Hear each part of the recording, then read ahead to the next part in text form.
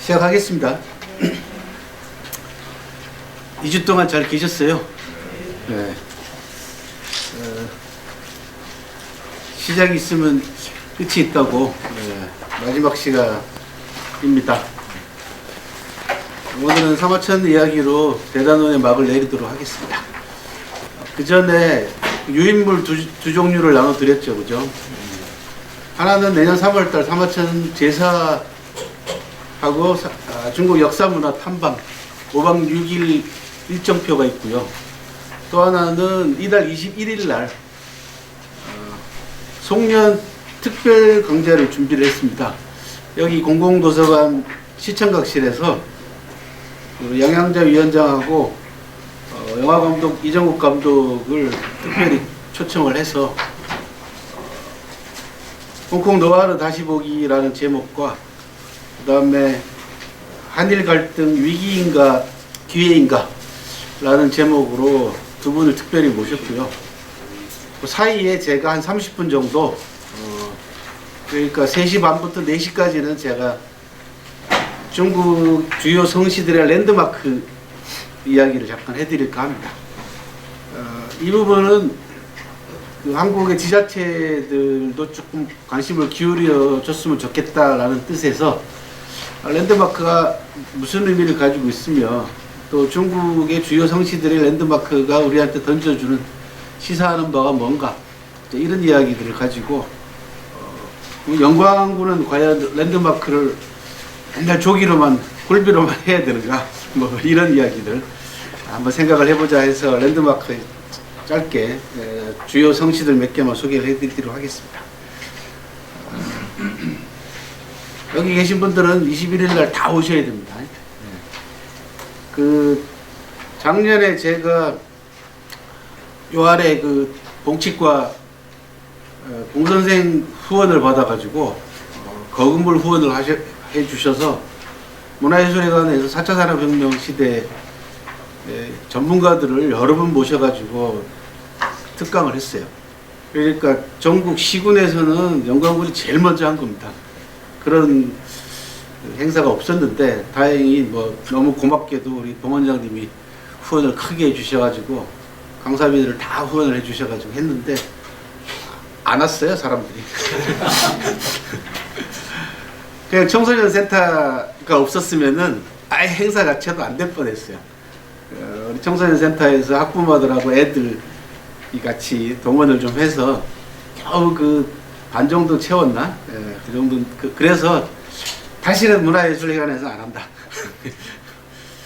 그래서 여기 시청각실에서 하기로 했습니다. 1층. 좀 전에 담당자 말씀에 의하면은 보좌 의자까지 앉으면은 100명 들어갈 수 있대요. 그래서 어느 한 분하고 제가 내기도 했습니다. 군에서 홍보를 해준다니까 군수님이 오셔가지고 군에서 홍보를 하면은 자리가 모자랄걸요 그러시길래 저 그러면은 소주 한잔 내기로 했습니다. 그 저기 뭐야 원장님 오늘 강의 들으신 분들 여기 제 말씀 들은 분들은 다 초청하는 겁니다. 소주 누가 됐든 간에 누가 이기든 간에 자 그렇게 홍보 말씀을 드렸고요. 좀 많은 분들이 참석하셔서 일단 이정국 감독은 뭐 워낙 그 광주 분인데다가 말을 너무너무 재밌게 잘하기 때문에 아마 상당히 재미있는 전반부가 될 것 같고요. 후반부는 뭐 우리 양양자 위원장은 뭐 워낙 강의도 잘합니다. 그래서 한일 문제에 관한 명쾌한 진단이 있지 않을까 싶습니다. 그러니까 영광군이 그래도 전남에서 군 가운데서는 굉장히 큰 군이잖아요, 그죠? 그래서 이 문화행사나 이런 인문강좌 이런 거 하면은 제일 많이 와야 되는데 제 경험상 제일 적게 오는 동네더라고요. 그래서 가끔 자괴감이 들 때가 있습니다. 예. 자, 오늘 사마천 이야기로 대단한 막을 내리도록 하겠습니다. 지금까지 11주 동안 말씀드린 이 11명의 노블리스 오블리주가 다 사마천의 북끝에서 나온 인물들이기 때문에 굳이 사마천의 노블리스 오블리주 정신을 뭐 강조할 필요는 없겠습니다만은, 그래도 사마천이 왜 역사책 속에서 각계각층의 인물들로 그 가운데에서도 고귀한 만큼 책임을 다한 사람들을 강조했는가, 그런 계기가 있을 거 아닙니까, 그죠? 그런 점에 초점을 맞춰서 말씀을 드리도록 하겠습니다. 그 전에 먼저 유튜브에는 올라와 있습니다만은 사마천과 사마천 고향마을에 관한 짤막한 동영상 하나를 보고 시작을 하도록 하겠습니다. 가보고 싶으시죠? 내년 3월 29일 날 저와 같이 가셨으면 좋겠습니다.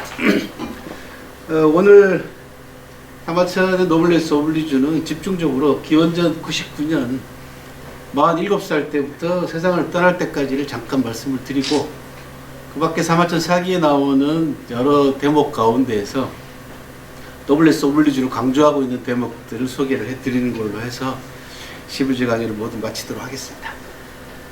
사마천은 뭐 잠깐 보셨다시피 사관 집안의 자제로 태어나서 별 어려움 없이 10살 때부터 공부를 시작해서 13살부터는 아버지하고 같이 역사 현장을 다녔고, 20살 때는 아버지의 강력한 권유로 2년 내지 3년 동안 천하를 여행을 합니다. 역사가로서 가져야 될 기본적인 공간에 대한 확인이죠. 역사학은 시간과 공간의 학문입니다. 그죠? 언제 어디서입니다. 기본이. 시간은 초월할 수 없지만은 공간은, 남아있는 공간은 확인하는 자세가 반드시 필요합니다. 그래서 역사학에 있어서 현장 정신이라는 것은 사마천 이후로 정말 귀중한 역사 공부의 하나의 방법으로 자리를 잡게 됩니다. 근데 실제로는 사마천 이후로 중국에 수많은 역사가들이 태어났지만은 사마천만큼 저렇게 역사 현장을 제대로 확인하고 여행하고 답사하는 역사가는 거의 없습니다. 그리고 보면은 오늘날 현대에도 보면은 뭐 저희가 역사를 공부했습니다만은 역사 공부하는 사람들이 대개 사료에 파묻혀가지고 현장을 소홀히 하는 경향이 굉장히 강합니다.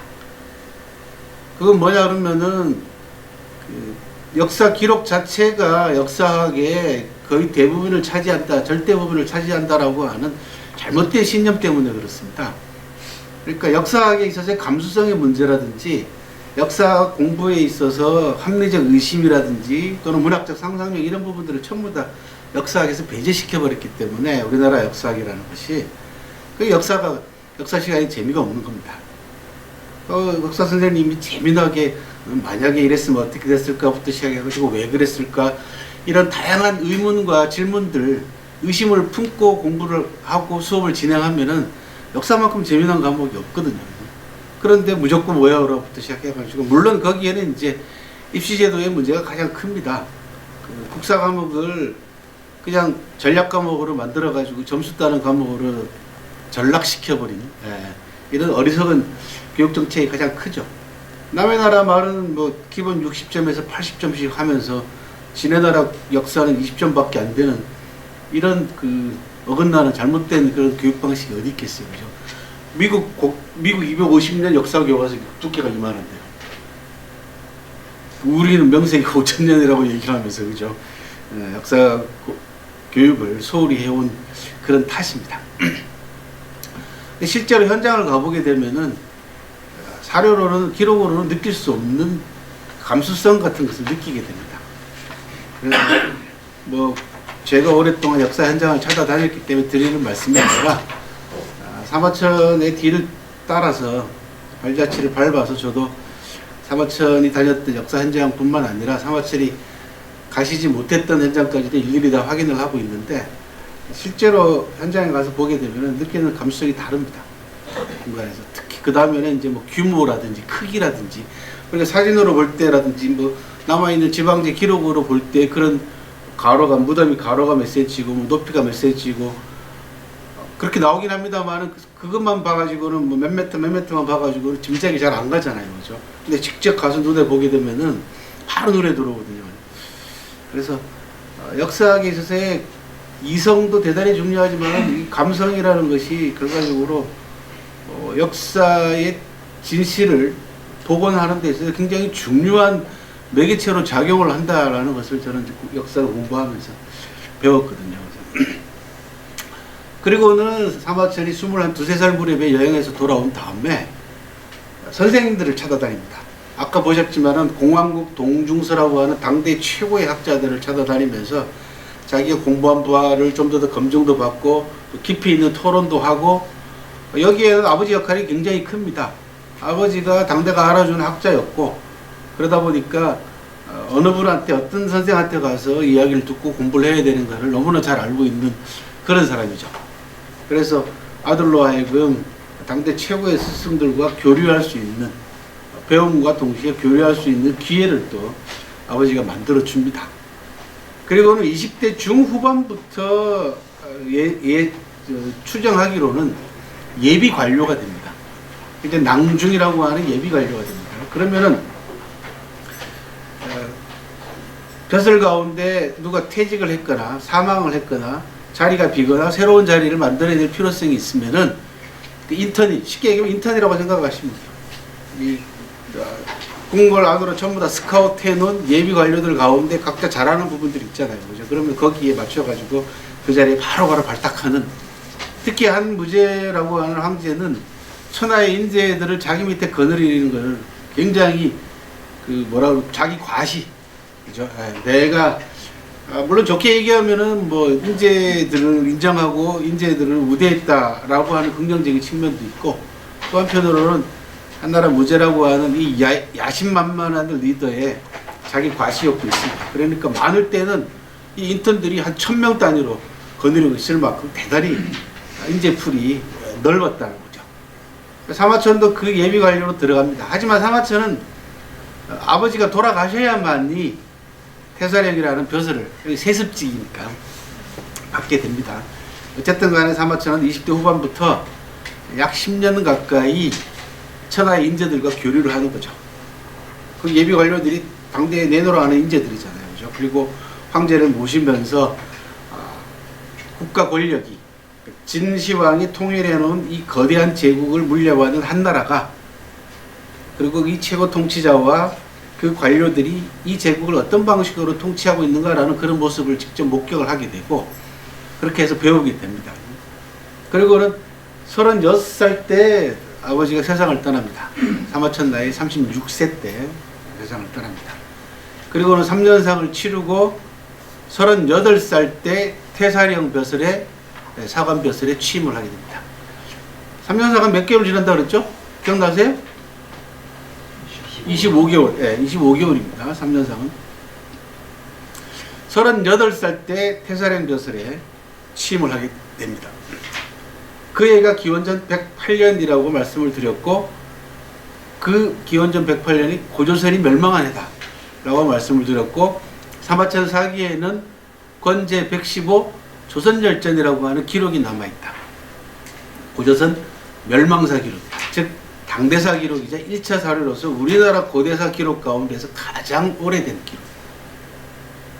그러니까 정통 역사책 속에 남아있는 체제를 갖추고 기승전결이 제대로 이루어진 문장으로 남겨져 있는 우리나라 역사 기록 가운데서 제일 오래된 기록이 사마천 사기 조선열전이다.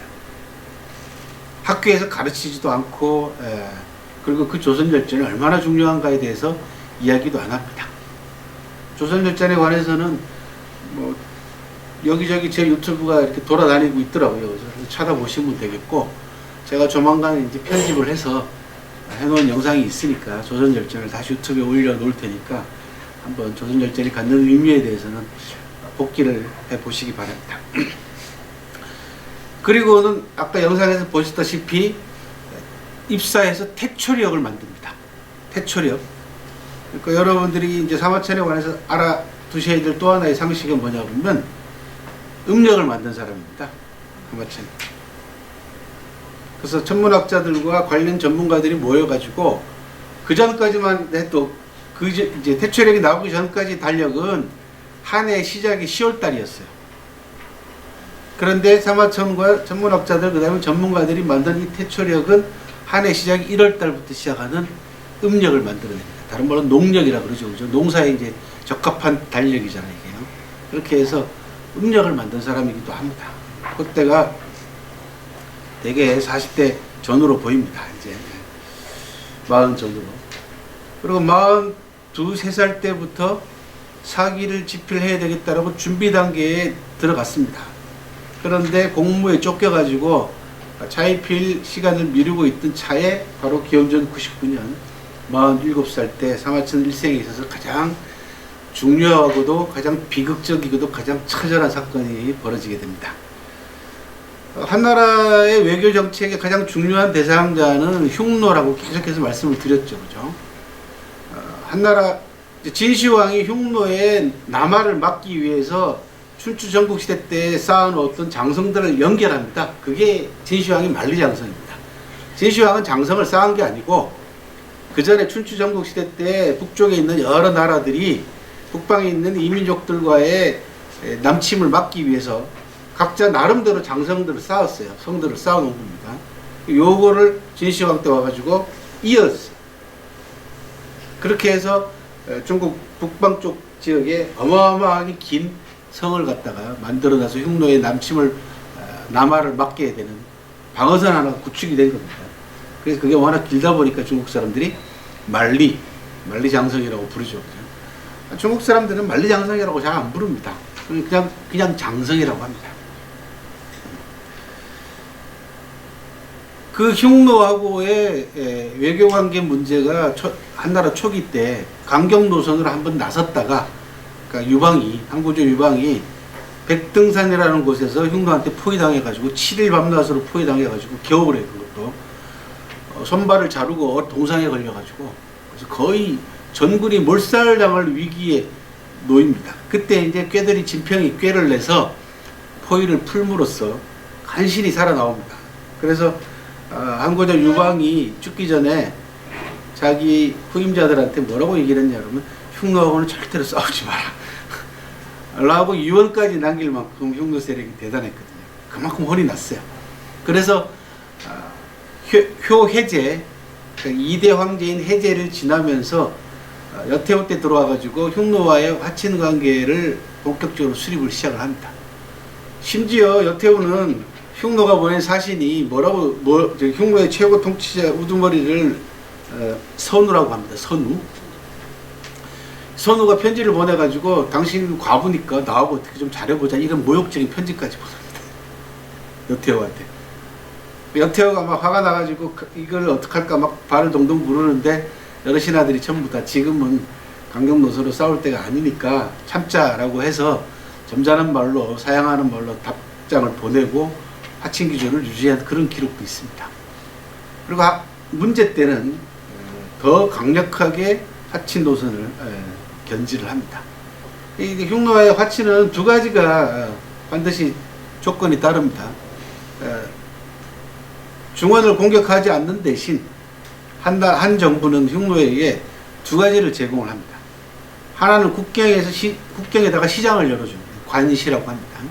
국경에 시장을 열어서 흉노가 필요로 하는 생필품들을 중원에서 나는 것들, 주로 식량이나 옷가지나 이런 것들, 북쪽이 추운 데서 잘 안 나는 것들 있죠. 그렇죠? 그런 것들을 양가죽이나 말가죽이나 또는 가축과 서로 교환하게 만드는 시장을 하나 열어주는 것이고, 대개 이제 북방 민족들이 남쪽으로 쳐들어오는 가장 큰 이유 중에 하나는 식량 문제 때문에 그렇거든요. 그래서 시장을 열어줌으로써 그런 무력 침공 같은 것을 예방하는 거 하나. 또 하나는 선우에게 공주를 시집 보내는 겁니다. 결혼을 시키는 거죠. 근데 공주들이 안 가려고 하기 때문에 대체로 다 어떡하냐 그러면 궁녀들 가운데서 이쁜 궁녀를 뽑아가지고 공주처럼 속여서 되게 보냅니다. 그런 궁녀 가운데 제일 유명한 사람이 중국 4대 미녀 가운데 한 사람이 왕소군입니다.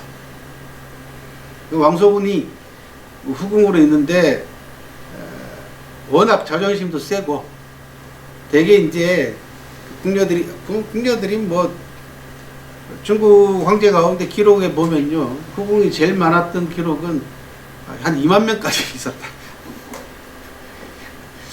뭔 후궁이 2만 명이거든요. 그런 기록을 놓고 보면 의자왕의 삼천궁녀가 꼭 뭐 과장은 아니다 이렇게 얘기하는 사람도 있어요. 그죠? 어쨌든 간에 다수의 후궁들이 있기 때문에 황제들이 후궁 얼굴 보기도 힘들죠. 그럼 거꾸로 얘기하면 후궁이 황제 얼굴 보기도 그죠? 하늘의 별 따기가 되는 거죠. 그러면 어떻게 하면 황제한테 눈에 들어가지고 은총을 입을까? 이게 제일 큰 관심사단 말이야. 그리고 옛날에 황제들은 저녁 때 이제 어디 가서 잘 것이냐, 누구랑 잘 것이냐, 이걸 어떻게 하냐 그러면은, 조선시대 때 같은 경우는 이제 숙직 4시가 이만한 판을 들고 와요. 저녁 무렵 되면 왕한테. 이게 뭐냐 그러면 꼭 장기알 같은 게 네모나게 놓여 있어요. 이렇게 여러 개가. 거기 보면 이제 뒤집어 보면은 여기 뭐 장희빈이 뭐 여기 이렇게 후궁들이 이렇게 다 이렇게 벼슬 이름들이 딱 적혀 있단 말이에요. 그럼 이걸 뒤집어 가지고 고르는 거야. 근데 내시들한테 뇌물을 쓰게 되면 내시가 그 판 위에다가 점을 살짝 찍어 놓는다든지 이렇게 표시를 해 두는 거예요. 중국은 어떻게 하냐 그러면 후궁들은 얼굴을 그려요. 화궁들이. 얼굴을 그려가지고 저녁 때 되면은 황제한테 보여주는 거예요. 자, 엔트리 넘버 1 이렇게. 그렇게 해서 골라요. 그러니까 후궁들이 어떻게 해요? 화궁한테, 그림 그리는 화가한테 와이로를 써야 돼. 와이로라는 표현하면 안 되나? 그죠? 뇌물을 써야 돼. 그죠? 뇌물도 뭐 한자인데, 그죠? 순우리말로는 뭐 있나요? 어쨌거나. 그래야지 뽀샵을 해주잖아. 근데 왕소군은 뭐 돈도 없는 데다가 자기가 워낙 자기 미모에 대한 자부심이 센 여자이기 때문에 내가 뭐 이쁜데 내가 뭐하러 그렇게 일부러 뽀샵을 해. 화가한테 돈까지 줘가면서. 그러니까 화궁들이 자연스럽게 왕소군 얼굴은 뭐 곰부딱지로 만든다든지 뭐 여기다 이만큼 점만 하나 찍어 놓는다든지 뭐. 그러니까 황제 얼굴을 볼 일이 없죠. 그러다가 흉노 선우에게 시집 보낼 공주를 대신할 궁녀를 선발할 때 왕소군이 뽑히는 거야. 이게 왕따잖아요. 그러니까 다 이게 왕소군을 보내야 된다는 거지.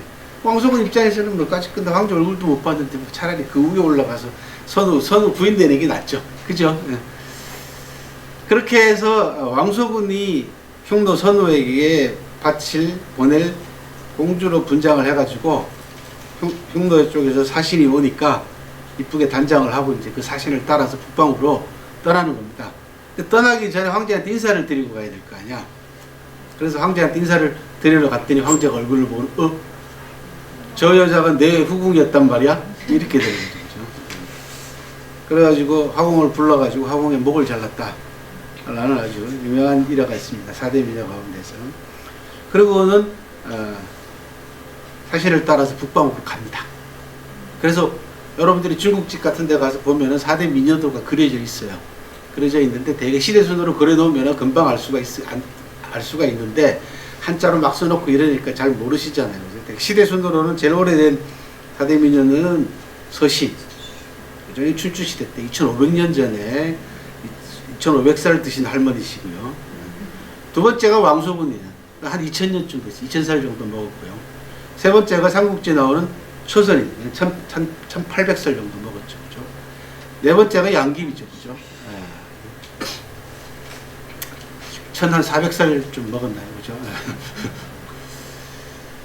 그런데 왕소군은 찾기가 쉬우세요. 네.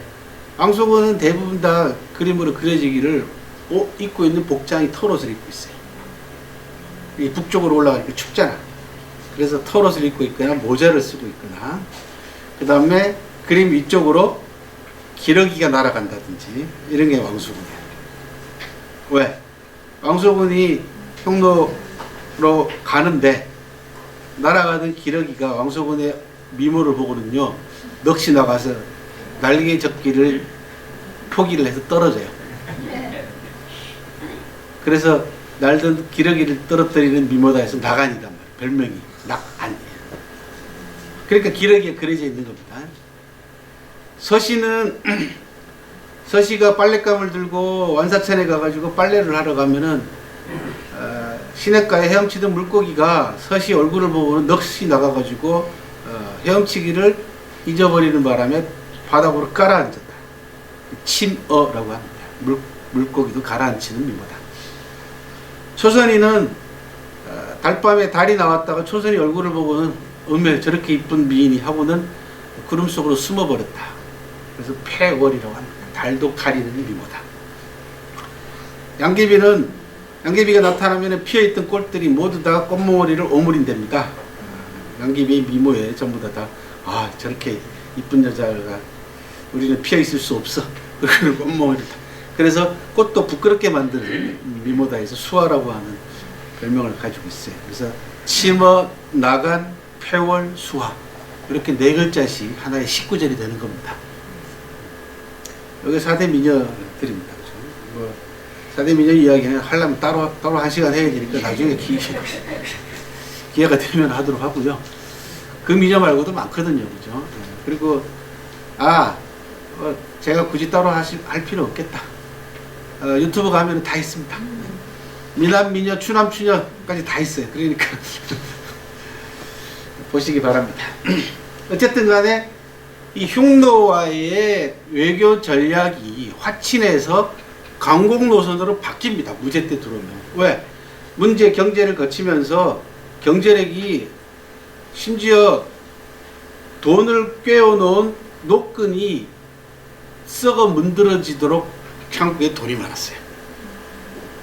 그러니까 야심만만한 젊은 한 무제가 황제가 되고 나니까 이제는 흉노와의 외교관계 문제를 평화 노선에서 강경 노선으로 바꾸는 겁니다.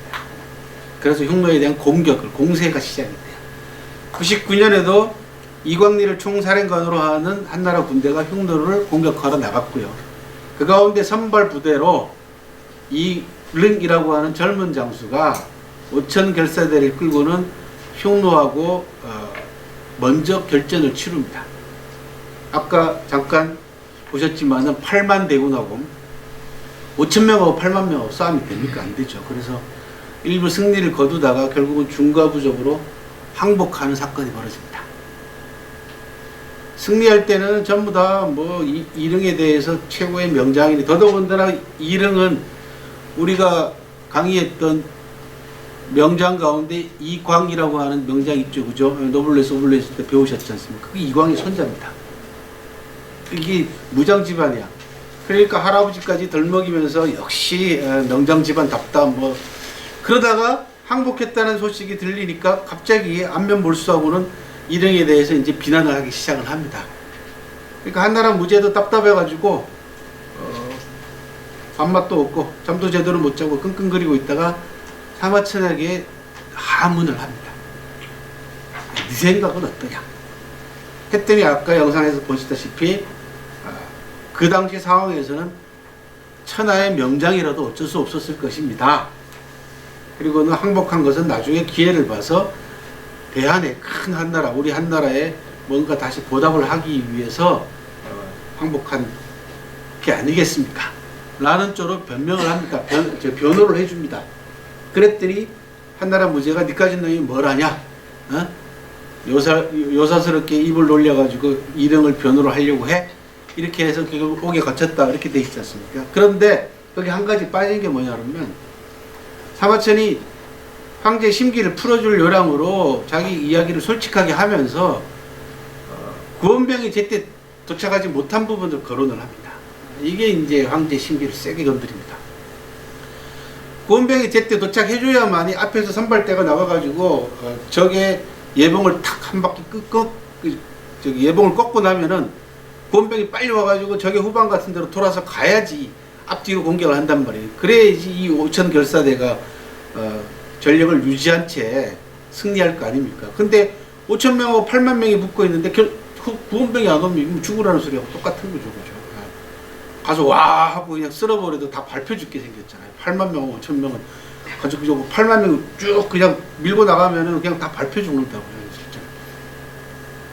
그래서 구원병 문제를 거론을 하니까 황제가 화가 난 겁니다. 왜? 구원병 얘기를 했다는 얘기는 뭐냐? 그러면 이제 작전 얘기겠죠. 작전은 결국 사령관 책임이잖아요. 기본적으로. 그런데 이 사령관이 황제하고 천암내부지간이에요. 그것도 황제가 제일 사랑하는 이 부인이라고 하는 그냥 총애하는 후궁의 오빠야. 이광리. 그러니까 사마천에게 이제 물어볼 때는 언제고 니까지 놈이 뭘 한다고 감히 이사장군이 이광리를 얘기합니다. 총사령관을 비난을 해 니가. 그리고는 황제를 심기를 어지럽혔다라고 하는 제목으로 이사장군을 비방하고 황제의 신기를 어지럽혔다라는 제목으로 옥에 가둡니다. 그때가 기원전 99년입니다. 그때가 아마 겨울일 겁니다. 조금만 지나면은 이게 뭐 큰 죄가 아니잖아요, 그죠? 좀 지나면은 황제의 심기가 풀리면은 화가 풀리면은 자기도 옥에서 풀려날 줄 알았어요. 그런데 해를 넘기고 기원전 98년 48살째로 접어들 때 흉노 쪽으로부터 한나라의 사신이 흉노의 정세를 염탐하던 사신이 급히 달려와가지고 무슨 복을 올리냐 그러면 이릉이 흉노 군대에게 군사훈련을 시키고 있다 라고 하는 보고가 올라옵니다. 한나라 무제가 이 보고의 진위 여부도 확인하지도 않고 노모를 포함해가지고 이릉 가족을 몰살시켜버립니다. 그리고는 사마천에게 반역죄를 물어서 사형 선고를 내립니다. 그때가 48살입니다. 이게 이 엉뚱한 명령을 흘러가는 거죠. 사마천은 사형수 신분이 되고 보니까 형리들한테 고문도 당하고 엄청나게 육체적으로도 고통을 많이 당합니다.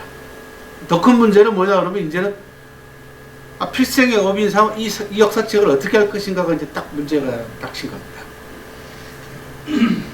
이때는 지금하고는 생사관이 좀 달라가지고요. 사대부들한테 자결할 수 있는 권리를 줬습니다. 그러니까 내가 억울하다고 생각되면은 사형을 당할 때까지 기다리질 않고 독약 같은 걸 먹고 자결할 수 있는 권리가 있었어요. 사마천도 끊임없이 자결을 생각을 했습니다. 이렇게 내가 억울하게 치욕스럽게 사형을 당하느니 차라리 목숨을 끊고 자결하는 쪽이 최소한의 내 자존심을 지키는 거 아니겠느냐, 굉장히 고뇌를 많이 합니다. 근데 문제는 뭐냐, 역시 쓰다가만 준비하다가만 이 역사책을 어떻게 할 것인가가 제일 큰 고뇌죠. 이건 뭐 죽음보다도 더 큰 고민이었다는 얘기죠. 그때는 뭐 좀 전에 말씀드린 바와 같이 생사관이 지금하고 달랐기 때문에 죽음이라는 부분에 있어서 오늘날 우리가 죽음에 대해서 대하는 태도하고 많이 다릅니다. 이때부터 고민이 시작이 되는 겁니다. 48살 때부터 사형 선고를 받은 이후부터는 이제 첫 번째는 살 것이냐 죽을 것이냐, 자결할 것이냐 라는 거죠. 그럼 살겠다고 마음 먹으면은 그 다음에 어떻게 할 것인가, 사는 방법을 또 강구를 해야 되잖아요. 그리고 내가 왜 살아야 되는 걸 아는 부분에 대한 끊임없는 자기 반추죠. 지금까지 내가 해왔던 것부터 시작해가지고 자기 47년, 48년간의 인생 전체를 다 홀라당 뒤집어서 다시 생각해보는 거죠. 이런 고뇌의 시간이 사마천 47살 때의 일흥의 사건으로부터 시작이 됩니다. 사마천은 살아야 되겠다 라고 결심을 합니다. 사형수가 사형을 면하는 길이 두 길이 있었습니다. 그 당시에 첫 번째는 돈을 내는 길, 50만 전이라고 하는 속전을 내는 방법이 있었습니다. 거액이죠, 오늘날로 얘기하면. 근데 녹봉도 얼마 되지 않는 태사령 벼슬인데다가 누가 도와주는 사람도 없는 상황에서 이 방법으로는 도저히 불가능하죠. 두 번째 방법은 자기 자신의 성기를 자르고 환관이 된 내시가 되는 겁니다. 근데 이것도 또 치욕입니다. 왜 그러냐? 황제한테 요청을 해야 될 거 아니에요. 난 죽기 싫습니다. 궁영을 하랍니다. 궁영 당하랍니다. 자청은. 이것도 정말 얼마나 수치스럽겠어요. 그죠? 네. 그런데 또 하나 있어요. 수치스러운 게. 요청한다고 다 들어주는 게 아니에요. 그래서 더 수치스러운 겁니다. 이게. 한나라 초기 사마천 이전까지 사형수가 궁영을 요청해가지고 황제 허락을 받을 케이스는 사마천 포함해가지고 두 경우밖에 없어요. 요청한다고 다 들어주는 게 아닙니다. 니 꺼진 놈이 사형에 해당되는 그 대죄를 짓고 구질구질하게 그런 식으로 살아남으려고 해 임마? 그냥 죽어. 그래서 그냥 처형한 거야. 이게 받아들여지느냐 받아들여지지 않느냐도 또 문제. 그 자체가 또 치욕이죠. 그죠? 그래서 사마천은 그런 이중 삼중의 치욕을 억누르고 황제에게 구형을 요청을 합니다. 청합니다. 황제가 그 청을 받아줬죠. 그렇게 해서 49살에 자기 자신의 성기를 자르는 궁형을 당합니다. 근데 여기서 더 큰 문제는 뭐냐? 살아남을 수 있느냐가 또 큰 문제입니다. 49살의 나이에 성기 전체를 잘라내는 궁형을 자청하고 살아남을 수 있을 것인가가 또 큰 문제다. 전문가들의 견해에 따르면 살아남을 확률이 20%밖에 되지 않았다. 이런 이중 삼중의 고뇌와 치욕과 이런 것들을 겪고 사마천이 결국은 49살의 나이로 궁형을 자청을 합니다. 다행히 살아남습니다. 살아남아서 50세 무렵에 풀려납니다. 그런데 풀려날 무렵에 사면이 돼가지고 풀려날 무렵에 48살에 올라온 그 보고가 허위 보고였다라는 게 밝혔습니다. 이릉이 아니고 이서라는 놈이었다. 그럼 뭐 얼마나 뭐라고 말도 못하죠, 그죠? 참 어처구니 없는 거죠, 얼척 없는 거죠. 네. 여기에 또 하나의 또 치욕이 가해집니다. 그게 뭐냐 그러면 이제 황제가 미안하잖아. 그래서 사마천에게 벼슬을 줍니다. 즉 성기가 없는 내시 환관들만 받는 중서령이라는 벼슬을 줍니다. 이것도 치욕입니다. 그죠? 제가 뭐 지난번에도 그런 말씀 잠깐 드렸는데 실컷 두들겨 펴놓고 밥 먹으러 가자. 실컷 때려놓고 내가 너 사랑하는 거 알지? 뭐 이런 거잖아요. 그죠? 엄청난 치욕입니다. 사마천은 이 치욕도 견딥니다. 받아들입니다. 받아들이는 건 두 가지 이유 때문에 그렇다라고 늘 말씀드리죠. 하나는 첫째 생계 문제고 더 큰 문제는 황가 도서관을 써야 된다는 거죠. 궁궐에 들어와야 된다는 겁니다. 모든 자료가 도서관에 있기 때문에. 도서관 얘기하니까 도서관 관계자가 오시네. 그렇게 해서 이 황제의 제안을 정말 수치스러운 제안을 받아들이고 시간 날 때마다, 그러니까 이제 무죄도 미안해가지고 가능하면 사마천에게 시간을 많이 준 거죠, 그죠? 그렇게 해서 혼신의 힘을 다해서 55세 무렵에 사기를 완성한 걸로 추정을 하고 있습니다. 그리고 56세 무렵에 세상을 떠난 걸로 현재 추정을 하고 있습니다. 바로 이 47살의 이릉지화라고 하는 이 큰 사건 때문에 옥에 갇혀서 풀려날 때까지 약 3년 정도 기간, 요 사이에 사마천의 생각이 완전히 바뀌어버린 겁니다. 그래서 저는 뭐라고 얘기를 하냐 그러면, 표면적으로는 사기를 완성하기 위해서 궁형을 자청했지만 실질적으로는 사기의 내용을 바꾸고 싶었다라고 그렇게 표현을 합니다. 바로 그 바뀐 내용들 가운데 하나를 우리 영광도서관에서는 12주 동안 노블리스 오블리주라고 하는 요 핵심 단어에 맞춰가지고 지금까지 장장 3개월을 넘어 강의를 했던 겁니다. 그러니까 사마천이 약 3000년 역사를 되돌아보면서 과연 바람직한 최고 통치자는 어떤 모습을 갖춰야 되고, 또 그 통치자 밑에서 벼슬하고 있는 벼슬아치들은 어떤 자세를 갖춰야 되며, 군인은 또 어떤 정신을 가지고 장병들을 아껴야 되며, 그 다음에 상인들도 마찬가지고, 또 사마천처럼 배운 지식인들은 이 세상을 위해서, 그리고 이 시대가 주어진 자기 책임감을, 주어진 책임감을 어떤 방식으로 다 해야 되는가라는 부분에 대한 숭고한 정신세계를 사마천이 그 사이에 터득을 하는 거죠. 그렇게 해서 친구에게 보낸 편지에 나오는, 여러분들 너무 잘 아시잖아요. 사람은 누구나 한 번은 죽는다.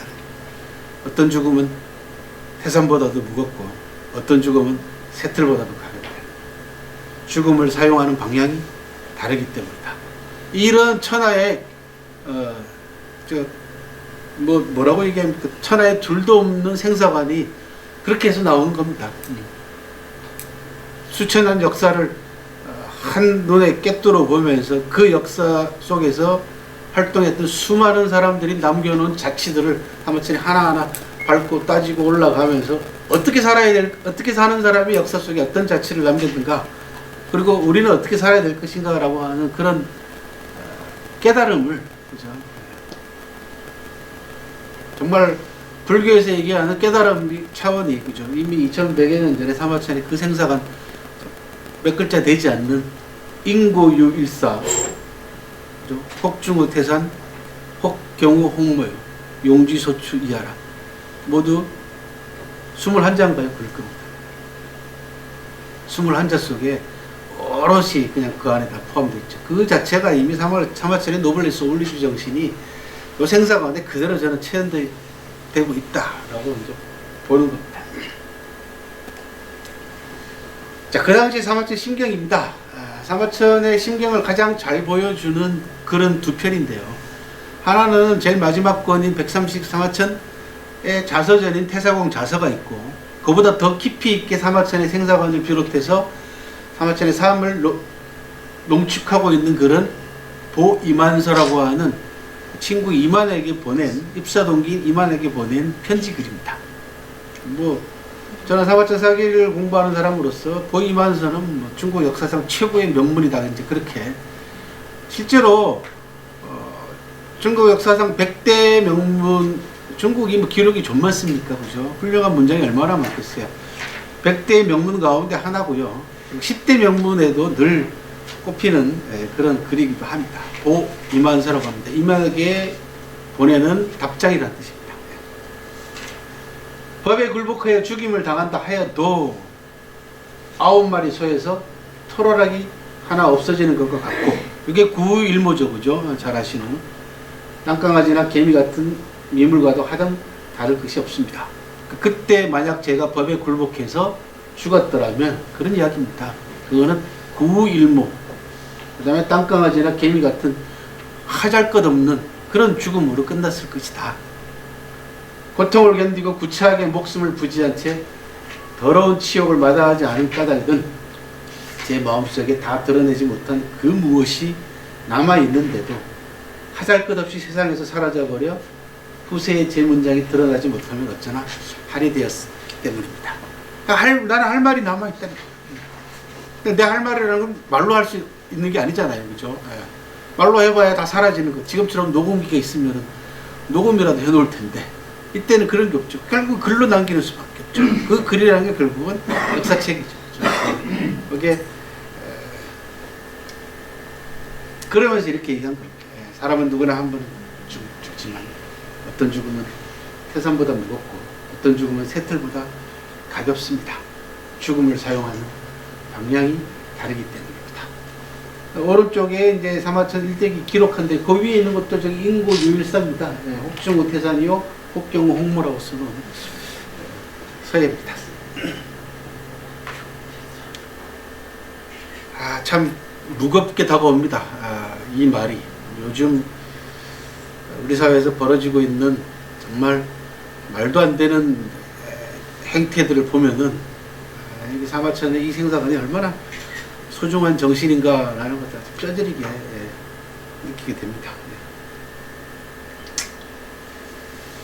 마지막 시간이라서 정치적 발언은 좀 삼가하도록 하겠습니다. 자, 그러면서 이렇게 얘기합니다.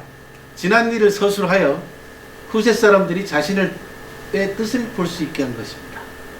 그러면서 역사 연구 방법이자 역사 연구의 목적이자 자기 개인의 소망을 이렇게 표현을 합니다. 정말 이것처럼 역사가들이 반드시 알아야 될 구절은 또 없는 것 같아요. 구천인지제, 하늘과 인간의 관계를 탐구하고 공간을 얘기합니다. 그죠? 하늘과 사람이 살고 있는 이 공간.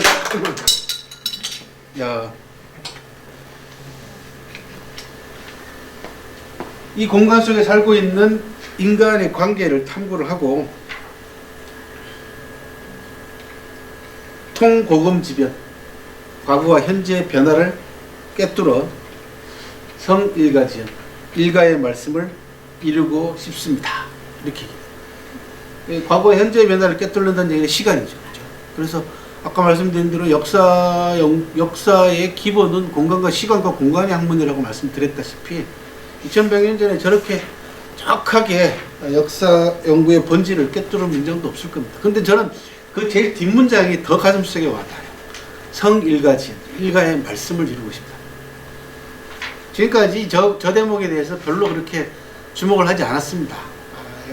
사마천을 연구하는 사람들. 저는 이 일가의 말씀을 뭐라고 얘기하면 내 이야기를 하고 싶습니다. 로 해석을 합니다.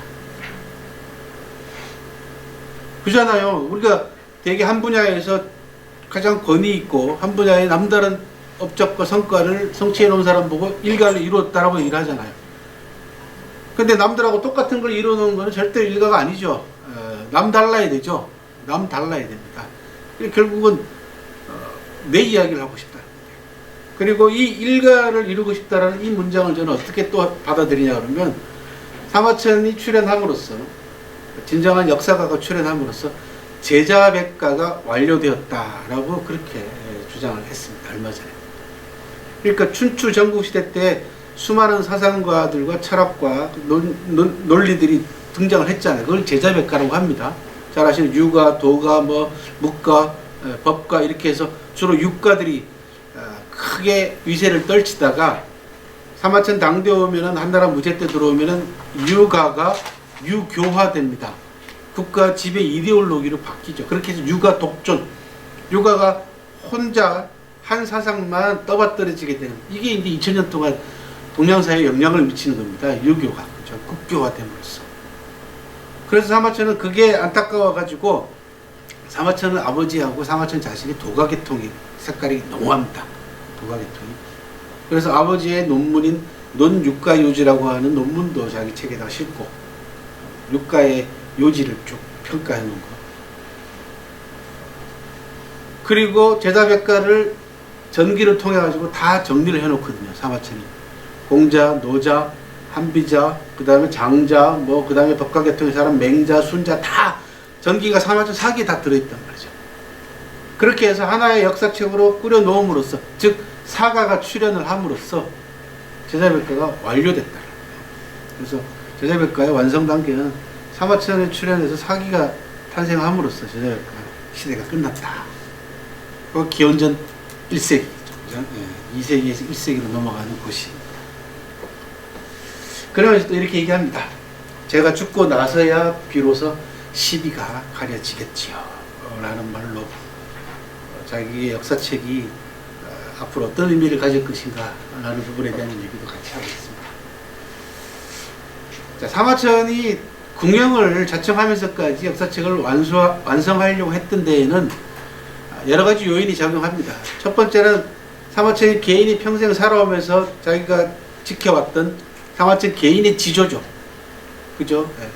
사람은 지조가 깊어야 됩니다. 자기가 원래 생각했던, 철나면서 가졌던 뜻을 죽을 때까지 바꾸지 않는 이 지조가 대단히 중요하죠. 그래서 잘 아시는 청록파 시인 가운데 조지훈 시인이라고 있죠. 그죠? 이 조지훈 선생이 쓴 글 가운데 지조론이라는 글이 있습니다. 수필입니다. 나중에 한번 읽어보시기 바랍니다. 그 지조론에서 뭐라고 얘기하셨냐고 하면 철나서 뜻을 바꾼 것은 다 변절이다. 그러면서 제일 마지막 문장이 아마 책은담의 한 구절을 인용을 하실 겁니다.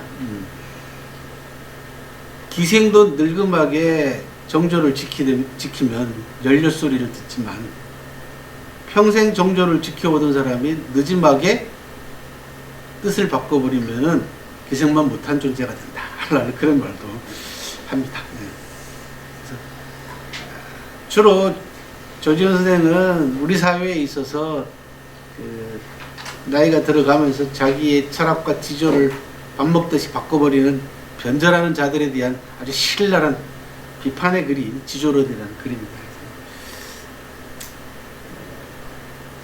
원래 가지고 있던 뜻을 계속 지켜나가기 위해서는 여러 가지가 필요합니다만은 이런 좋은 글, 좋은 문장 또는 좋은 강의 이런 멘토를 통해서도 자기 의지를 다질 수 있지 않냐 그런 생각이 듭니다. 그런 점에서 저는 최고의 멘토를 그죠 평생 끌어안고 살고 있습니다. 그래서 가끔 그런 질문을 받습니다. 사마천 사학이 평생 공부하시면서 제일 좋은 게 뭡니까? 라고 물어보세요. 딱 한마디로 얘기합니다. 나쁜 사람은 안 될 것 같습니다. 착하게 만들어주는 책이거든요.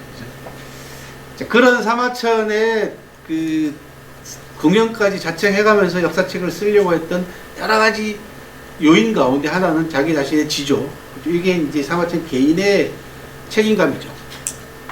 이걸 좀 더 확대시키면은 지금까지 오랫동안 중국의 학술계에서 쌓아온 여러 가지 역사를 쓰기 위한 축적되어 있는 뭔가가 있죠. 역량이라는 게 있습니다. 거기 아버지 때를 거치면서 사마천 때 와가지고 이제는 무르익었죠. 이때 책임감을 가지고 누군가 해주게 되면 큰 성과로 남죠. 근데 이때 자질이 안 되거나 이때 포기해버리거나 이때 심하게 탄압을 당하거나 이러면은 하나의 성과가 정말 물거품이 돼가지고 역사가 뒤로 후퇴합니다. 그래서 일수 제가 그런 얘기 말씀을 드리잖아요. 역사는 진보하긴 합니다만은 일직선으로 진보하지는 않는다. 나선형이다. 그죠?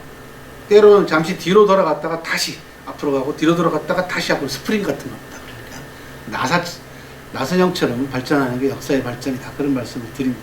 근데 때 맞춰서 좀 가끔 이런 인물들이 나타나서 큰 성취를 할 때가 있습니다. 근데 그것도 역사 발전의 내적 동기와 외적 동기들을 전부 다 합쳐보게 되면은 뭔가가 그런 분위기를 만들어주는 겁니다. 이걸 이제 동양에서는 시세라고 합니다. 시세. 시간의 흐름과 대세가 그렇게 결정을 해주는 겁니다. 그때 마침 그 사람이 나타나주게 되면은 큰 성과가 이루어지는 겁니다. 근데 사마천 이런 궁형이라고 하는 치욕을 당하지 않아도 역사책을 쓸 사람이죠. 왜? 아버지 어릴 때부터 그렇게 준비를 해왔죠. 그런데 이런 시련을 줬지 않습니까? 여기서 만약에 자기 연면에 빠지거나 자포자기 해버리거나 자결 해버렸으면 큰 손실이죠.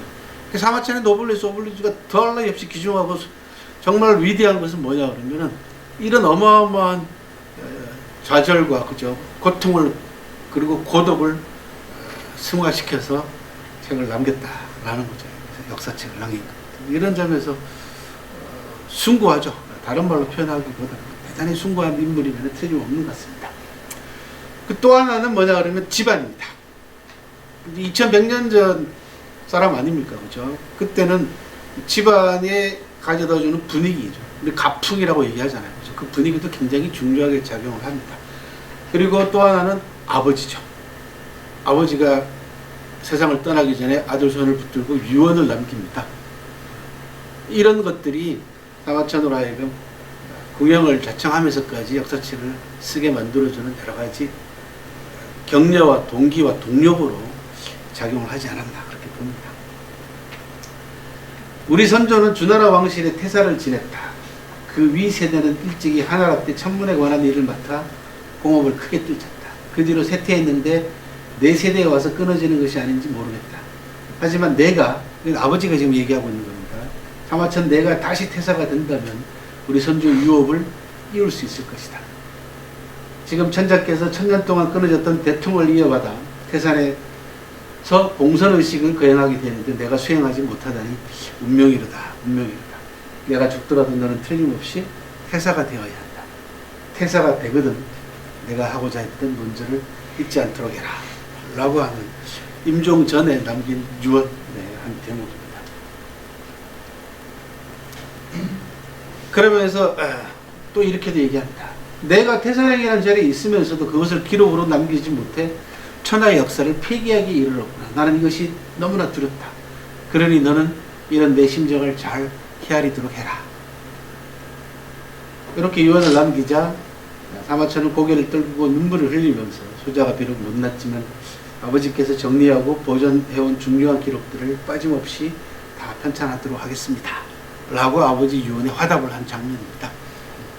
그러니까 이런 아버지의 유언과 그 아버지 앞에서의 약속이 있기 때문에 역사책을 완성해야 되겠다라고 하는 그 집념이 아버지의 유언으로서 더 강화되고 또 그것이 원동력으로 작용을 했던 겁니다.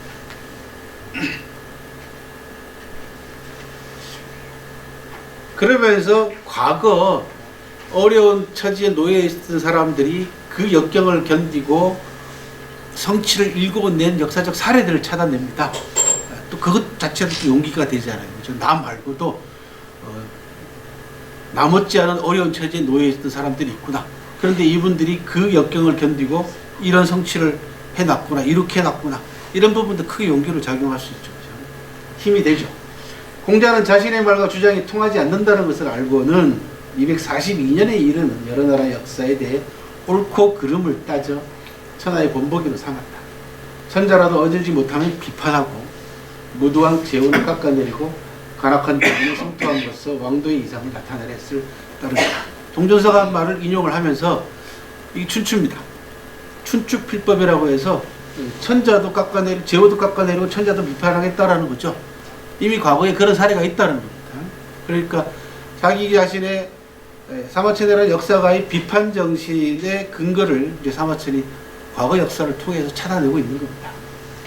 춘추는 위로는 사망의 도를 밝히고 아래로는 인간사의 기강을 가리고 의심스러운 바를 구별하고 시비를 밝히며 결정하지 못하고 있는 것을 결정하게 하고 선은 장려하고 악은 미워하게 하며 유능한 사람은 존중하고 못난 자는 물리치게 하고 망한 나라의 이름을 보존하게 하며 끊어진 세대의 후손을 차단해 있게 하며 모자란 것은 메워지고 못쓰게 된 것은 다시 이렇게 세우는 바, 이것이야말로 큰 왕도입니다.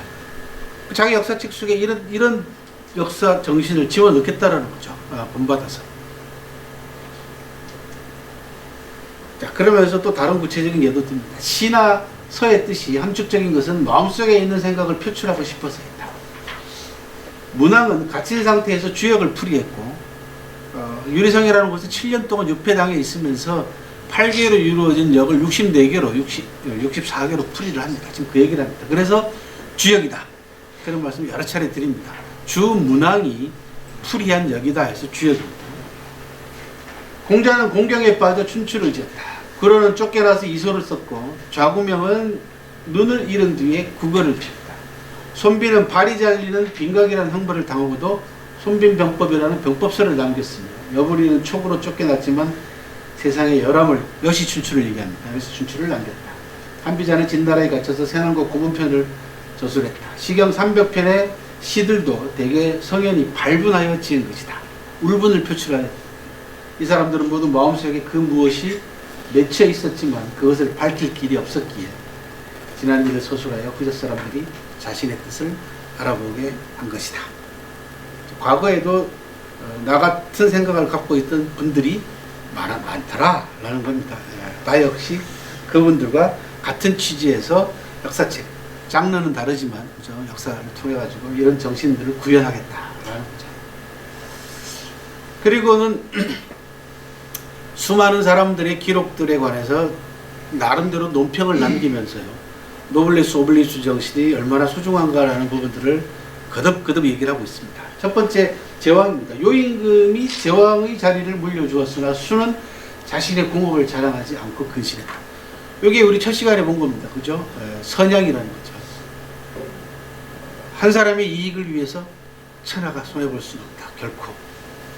천하에 이거보다 더 큰 명언이 어디 있겠습니까? 한국 사회에서 벌어지고 있는 탐욕, 이익이 여기에 아주 정확하게 일침을 꽂는 아주 통렬한 명언입니다. 뭐 요만한 거라도 자기하고 가까운 사람한테 물려주려고 그러고, 그죠? 심지어 교회도 자기 자식한테 넘겨주려고 하는 이런 한국 사회의 탐욕에 대해서 임금 자리를 자기 자식이 아닌 민간에서 발탁해서 후계자 교육을 시킨 다음에 임금 자리를 물려준 요임금의 노블레스 오블리주를 얘기를 하는데, 순도 그렇게 임금 자리를 물려받았지만 자기 자신의 공을 자랑하지 않고 근신했다라는 말로 사마천이 평가를 했고요. 리더의 반성이라는 부분에 대해서도 사마천이 진나라 목공의 예를 들고 있습니다. 진나라 목공이 자기가 잘못해가지고 자기 군사들이 잃은 적이 있어요. 그래서 나중에 그 원한을 갚고 돌아오면서 통곡을 하면서 위령비를 세워주고 뉘우칩니다. 그래서 진목공은 뉘우칠 줄 알아 효 계곡에서 전사한 병사들을 애도했다. 뭐 지금으로는 당연한 얘기입니다만 저는 2600년 전 이야기입니다. 저런 리더도 있더라.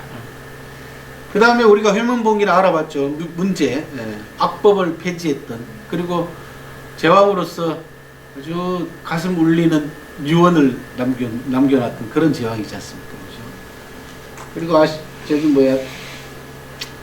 문제가 46인가 밖에는 못 살았다고 말씀을 드렸잖아요. 그런데도 내가 지금 천수를 다 누리고 간다라는 말로 시작되는, 진짜 혀 문제의 이 유언은 정말 대단했습니다.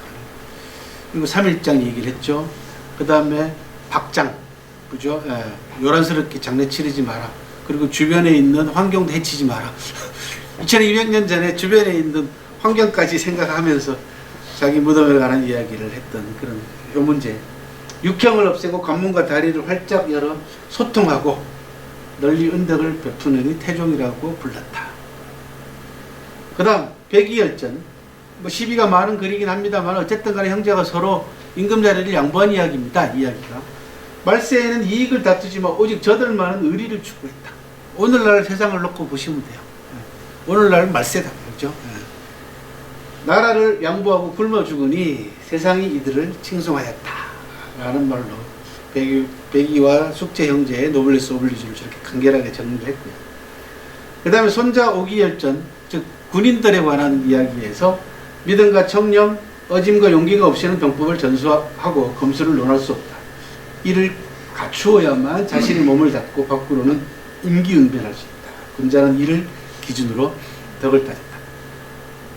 무장들도 저렇게 노블레스 오블리주 해야 된다. 그건 뭐 저희들이 무장을 3명이나 받기 때문에 너무 잘 아시죠, 그죠? 병사들이 먼저 마시기 전에 먼저 물을 마신 적이 없고, 병사들이 먼저 먹기 전에 먼저 밥을 먹은 적이 없었던 이광 장군부터 시작해서, 그죠? 오기도 마찬가지였고요, 그죠? 병사들을 자리를 깔지 않고 잠을 잤으며, 병사들하고 똑같이 군장을 짊어지고 행군을 했고, 행군할 때 말이나 마차를 타지 않았던 장군들이, 그래도 오늘날 우리 사회의 장군들하고 얼마나 대비가 됩니까? 그죠? 자, 위공자 열전은 한나라의 최고 세력가입니다. 신릉군입니다. 위공자 신릉군은 부유하고 귀한 몸이지만 왕족이거든요. 그죠? 천한 사람들을 존중하고 현명하고 능력이 있으면서도 자기보다 못한 사람들에게 몸을 낮추었으니 이는 오직 신릉군만이 할 수 있었다. 나중에 뭐 기회가 되면 신릉군 말씀을 드릴 텐데, 전국시대 때 사공자 가운데 하마천이 가장 존경했던 그 인물입니다. 원앙 조조열전, 정치가들 이야기입니다. 감히 군주의 싫어하는 안색에도 개의치 않고 옳다고 생각하는 바를 나타냈으며 나라를 위해서 목숨을 버리면서 장기적인 계획을 세웠다. 이게 이제 관리라면은 벼슬아치들은 저런 정신으로 벼슬을 하라는 얘기죠. 그죠? 이장군 열전은 뭐 여러분들 너무 잘 아시니까 적을 만나서는 용감하였으며 사졸들에게는 어질고 자유롭게 대하였다. 군령은 번거롭지 않았으니 장수와 사병들이 그를 잘 따랐다. 그 다음 우리가 정자산을 통해서 순리열전 말씀을 드렸죠. 그죠? 정자산의 노블레스 오블리주 이야기하면서 법을 받들고 이치에 따라 일하는 관리들은 자신들의 공로와 능력을 뽐내지 않는다. 백성들이 그들을 칭찬하지도 않지만 그들 스스로 잘못을 저지르지도 않는다. 뭐 공직자들은 별로 어렵지 않아요. 그죠? 열심히 하면 되는데 왜 이렇게 욕을 얻어먹는지 저는 이해가 안 갑니다. 이게 늘공하고 어공하고 싸우면은 늘 늘공이 이긴다 그러더라고요. 그죠? 늘공이 뭔지 아시죠? 늘 공직자. 어공은 어쩌다 공직자. 그러니까 선출된 공직자들, 대통령이나 뭐 이런 사람들인데 늘 공직자들한테 못 이긴다 라는 거죠. 왜 5년만 참자 뭐 이거죠. 그죠? 그것부터 바꿔야 됩니다. 그래서 5년 동안 일 안 하고 참았더니 더 센 사람이 오더라 뭐 이렇게 돼야 돼요. 그죠? 그래서 일 안 하면은 못 버티게 만들어주는, 국민들을 위해서 봉사하지 않으면 못 버티는 그런 공직자들이 돼야 돼요. 유염열전은 오늘날로 얘기하면 조직폭력배 두목 같은 사람들에 관한 기록이다 그런 말씀을 늘 드리죠. 그죠? 근데 힘없고 약한 사람들, 없는 사람들을 도와주는 취해박건지대 인물들입니다. 이제 의협들이죠. 의협이라고 얘기합니다. 요즘식 표현하자면은 공경에 처한 사람을 구하고 빈곤한 사람을 구제하는 일은 어진 사람의 자세다. 믿음을 잃지 않고 약속을 저버리지 않는 것은 의로운 사람이 취하는 행동이다. 이 사람들 취해박건에 있는 사람들 저렇게 표현을 했어요. 사마천이. 이들 또한 노블레스 오블리주 실천한 사람들이 다 그렇게 보는 겁니다. 자, 화식열전 우리 법률하고 자국 이야기 했지 않습니까? 그렇죠? 정치를 방해하지 않고 백성들의 생활에 피해를 주지 않으면서 시기를 놓치지 않고 물건을 사고 팔아 재산을 늘린 벼슬 없는 보통 사람들이 있었다. 하지만 지혜롭기로 일어난 사람들도 이런 일을 한 바 있다. 그래서 보통 상인들과 특별한 상인들 이야기를 하면서 이 사람들 기본기를 저렇게 지켰다. 그리고 자궁하고 법률 노블레스 오블리주는 뭐 우리가 2시간 동안 살펴봤기 때문에 상인들의 상도덕, 그렇게 해서 자궁과 같은 인물이 꼭 되고 싶어하는, 오늘날 중국 상인들은 다 자궁과 같은 유상이라고 하는 호칭을 듣고 싶어한다. 그래서 윤리와 도덕으로 무장한, 적어도 상도덕과 상윤리, 그리고 일반 국민들의, 일반 서민들의 물가를 걱정할 줄 아는 상인들, 이 자세들, 이게 상인들이 가져야 될 노블리스 오블리주의 기본이다. 그런 말씀을 드린 적이 있습니다. 태상홍은 부자가 대를 이어 그 자리를 맡게 되었는데 일찍이 아버지께서 오라, 내 선조께서 일찍부터 이 일을 주관하여 당후 때부터 이름이 났고 조왕제에서도 다시 그 일을 맡았으니 사마씨는 대대로 천문을 주관하게 되었던 것이다. 이제 그 일이 우리에게까지 왔으니 너는 단단히 명심해라. 단단히 명심해야 할 것이다. 라는 말로 사관 집안으로서 역사책을 꼭 써라 라고 하는 책임감을 계속해서 불어넣었고요. 사마천은 몇 군데에서 아버지의 이런 당부들을 기록을 함으로써 자기 스스로에게 채찍질도 가하는 것이고, 이런 걸로 미뤄보면은 사마천 아버지는 어릴 때부터 사마천에게 책임감을 굉장히 강조하지 않았나 싶고요. 사마천은 열전 70편을 짓는 동기를 저렇게 표현을 했습니다. 정의롭게 행동하고 자잘한 일에 얽매이지 않으면서 시기를 놓치지 않고 세상에 공명을 세운 사람들을 위해서 70편의 기록을 남긴다. 수많은 보통 사람들이다. 별의별 사람들이 다 있다라고 말씀을 드렸죠. 그러니까 사마천의 노블레스 오블리주 정신이라는 것은 위로 제왕부터 시작해 단순하게 지배계층의 노블레스 오블리주만이 아니라 수많은 사람들이 노블하게 그죠 행동하고 책임감을 다하는 오블리주를 하게 되면 그 사람이 고귀한 사람들이다 라는 거죠. 그리고 그 사람들을 위해서 자기 130권 가운데 절반이 넘는 70편을 할애를 했습니다. 그래서 사마천 전체를 관통하는 여러 가지 키워드, 핵심어 가운데에서 노블레스 오블리주도 얼마든지 뽑아낼 수 있는 핵심어가 되겠다 싶어서 우리가 12주 동안 강의를 했던 겁니다. 자, 뭐 대장정이라면 대장정이었죠, 그죠? 9월부터 시작해가지고 넉 달이냐, 달수를 그죠? 우리가 길게 노블레스 오블리주 굳이 안 들으셔도 되는 분들만 들으셨어요. 그죠? 그죠? 예. 이게 들어야 될 사람들이 들어야 되는데, 애시당초 제가 이 강의를 기획할 때는 들어야 될 사람들을 위해서 만든 겁니다. 근데 그 사람들은 하나도 콧방귀를 안 껴서 여러분들하고 먼저 강의를 했습니다. 우리나라에서 최초로 영광에서 12주 동안 했습니다. 남겨진 사람들 이야기는 사마천 후손들입니다. 간단하게. 왼쪽이 99년도 사마천 고향마을을 일일이 안내해 주셨던 동영령이라고 하는 촌장님이시고, 가운데는 이제 사마천 학회 분들로서 제가 개인 답사를 하면은 여기저기 사마천 마을을 다 일일이 안내를 해 주셨고, 오른쪽은 법왕행궁 폐방에 다 사마천 후손들입니다. 다 후손들이고요. 오른쪽 사진은 원래 한성시 시청 앞에 서 있던 사마천 동상입니다. 근데 지금은 사마천 광장에 들어서면서 동상이 또 하나 생겼죠. 이거는 제가 올해 2019년 3월 31일 날 제사 때 모습입니다. 서열이 하나 떨어졌어요. 서열 5위로. 서열 4위에서. 민간 제사 때까지만 해도 4위에 하나 떨어집니다. 내년에 가면 어떨랑가 모르겠다. 사당하고 무덤으로 올라가는 길입니다. 전 세계에 남아있는 역사가 유적 가운데서 사마천 유적이 제일 볼만합니다. 이건 관이나 정부에서 관여하지 않았기 때문에 가능합니다. 이게 사마천 무덤이고, 오른쪽이 아까 여러분들 나눠드린 프린트물입니다. 내년도 사마천 대지하고 중국 역사문화 탐방 3월 29일부터 진행을 합니다. 주로 황제들 무덤만 집중적으로 하루나 하루 종일 한국에도 무덤만 봅니다. 한나라 시대 때 한나라 보조 유방부터 시작해서 한 무제 때까지 무덤만 한 5개 보시는 아주 재미난 프로그램입니다. 그 밖에는 뭐 진시황릉, 병마용갱, 그 다음에 화천구, 기타 여러분 화산까지 다양한 프로그램이 있으니까 신청을 하시기 바랍니다. 수고들 많이 하셨고요. 오늘 마지막 시간에 많이 와주셔서 감사드리고요. 군수님이 특별히 또 먹을 것도 다음에 내년에 혹시 또 생기게 되면 첫 시간부터 끝날 때까지 매번 밥을 사라고 한번 쫄라보긴 하겠습니다. 그리고 오늘 여러분들 선물이 많습니다.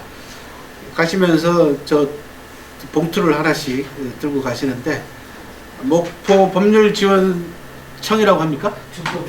준법지원센터? 네, 센터에 우리 이두관 소장님께서 여러분들을 위해서 종강 기념으로 선물을 갖고 있어요. 하나씩 가져가시기 바랍니다. 자, 그리고 개전하신 분들을 위해서 자, 수고 많이 하셨고요. 하실 말씀 있으면 하시고 질문 있으면 하시고 마칠게요. 그만할까요? 자, 내년에 또 기회가 있으면은 신청은 뒤에 있습니다. 보세요. 거기 여행사 있어요. 제일 먼저 신청하실랍니까? 그러면은 다음에 도전 프로그램으로 만나 뵙도록 하겠습니다. 수고 많이 하셨습니다. 여러분.